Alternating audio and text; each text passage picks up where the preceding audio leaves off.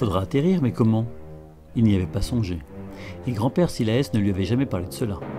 Juste de ce point à ne pas perdre des yeux, puis du monde des Goulbis. Il fallait trouver une solution, et plutôt rapidement. La fusée se rapprochait à vive allure de la planète des Goulbis. Ses doigts tremblaient sur le volant, des perles de sueur coulaient dans son cou, et il avait l'impression qu'à l'intérieur de sa tête, ses pensées tourbillonnaient. Un vrai manège. Les chaises volantes tournaient, mais dans sa tête. Grand-père Silaès n'avait pas pu le mettre dans un tel pétrin. Il devait y avoir un moyen. Au-dessus de la planète, il commençait déjà à distinguer la zone dont son grand-père lui avait parlé. La cranisphère semblait suspendue au-dessus des montagnes et des mers. Cette couche multicolore, comme le lui avait expliqué son grand-père, contenait des échanges télépathiques des Goulbis. Par endroits apparaissaient également des bulles de fumée blanchâtre. Il savait que cela correspondait aux sentiments.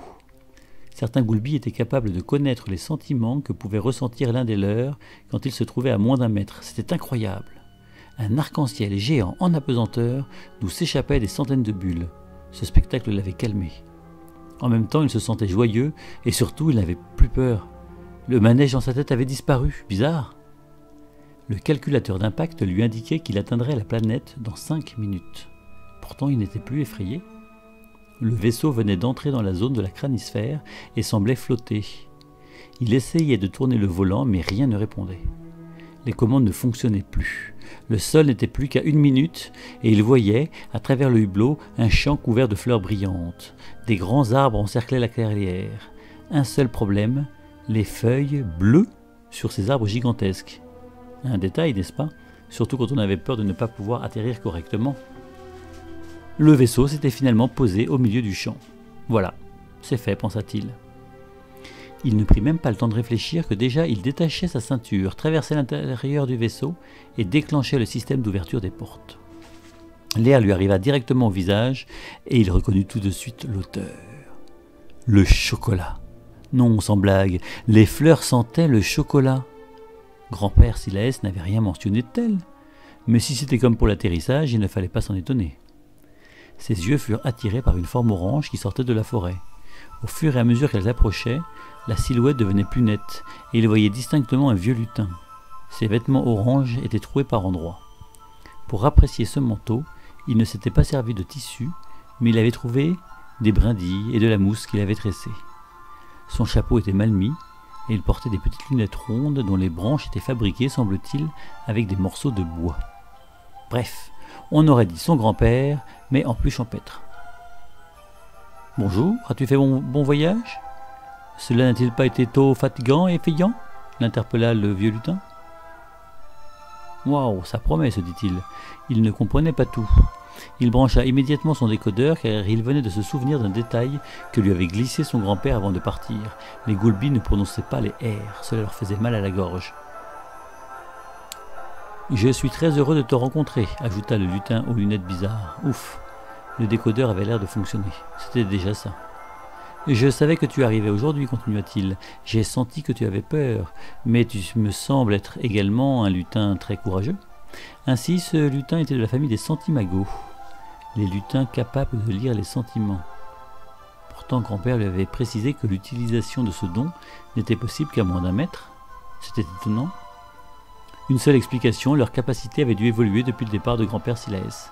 Ce séjour chez les Goulbis devait sûrement lui réserver d'autres surprises. « Dépêche-toi, j'avais prévenu la doyenne de ton arrivée chez nous et sa famille a organisé une fête pour te souhaiter la bienvenue. Suis-moi. Ah, j'oubliais, je m'appelle Isidore Ulès. » Sans attendre de réponse, il se dirigea rapidement vers l'endroit d'où il était sorti. Un sentier que l'on ne pouvait deviner du champ apparut au milieu des grands arbres. Un nombre impressionnant d'oiseaux, au plumage vert et bleu, volaient en tous sens à travers les branches.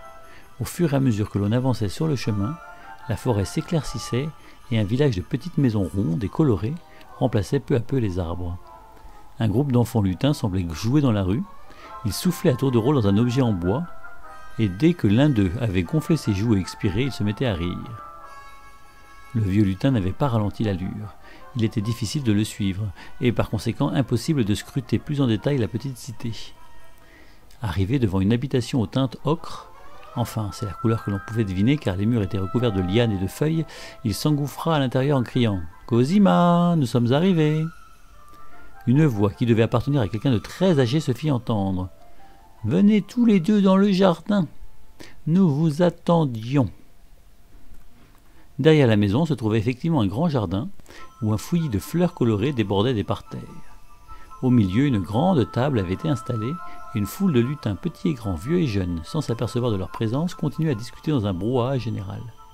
Une lutine à la chevelure argentée et qui avançait très doucement se présenta devant eux et interrompit les conversations des lutins bavards. « Écoutez, le petit-fils de Silaès est arrivé aujourd'hui. Vous le savez, son grand-père l'a envoyé chez nous pour qu'il connaisse la terre de ses ancêtres. J'espère que vous lui ferez bon accueil.